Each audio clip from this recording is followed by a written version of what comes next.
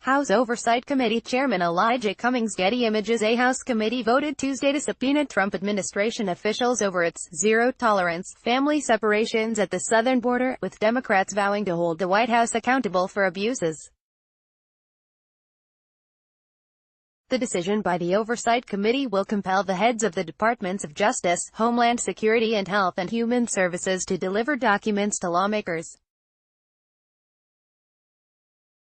The committee's chair, Democratic Rep. Elijah Cummings of Maryland, has pledged to press the administration for documents and testimony on a wide swath of issues, but family separation was among his first priorities. "I believe this is a true national emergency," Cummings said, taking a shot at President Trump's declaration of a national emergency over what he calls a crisis at the southern border. "When our own government rips children from the arms of their mothers and fathers with no plans to reunite them, that is government-sponsored child abuse." The committee wants details on the children separated, location and facilities where they were held, details on their parents, information on efforts to restore children to their parents and whether parents were deported.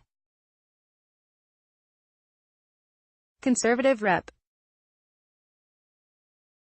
Jim Jordan of Ohio, the committee's ranking Republican, sent Cummings a letter arguing that the subpoenas would not be necessary and that the administration had produced hundreds of pages of documents in response to earlier requests for information.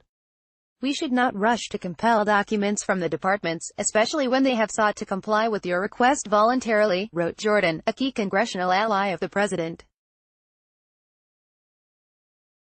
Other Republicans said the committee should go through the paperwork they have on hand before deciding whether the agencies haven't complied with the request, and ask for data related to separations under the Obama administration. But two voted to issue the subpoenas. Cummings said the documents already submitted to the committee were vastly incomplete.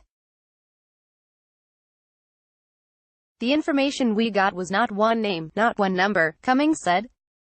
Zilch, a spokeswoman for Health and Human Services, said the department appreciates the role of oversight and communicates regularly with the committee. "Additionally, we have transparently provided 792 pages of documents related to the committee's request, and offered a review of an information portal," spokeswoman Caitlin Oakley said. "If any officials don't comply with new subpoenas, the committee and eventually the full House could vote to hold the department in contempt, setting up a potentially lengthy court battle." More than 2,700 children were separated from their parents at the border last year under a zero-tolerance immigration policy by then-Attorney General Jeff Sessions that criminally prosecuted anyone caught crossing the border illegally. Because children can't be placed with their parents in jail, they were separated. Watchdog reports have found the administration was not prepared to manage the aftermath of the separations, had no way to track the families and did not have a way to reunite them until a federal judge stepped in. An internal watchdog report recently found that thousands more children than previously thought may have been separated before the zero-tolerance policy officially began. With post-wires.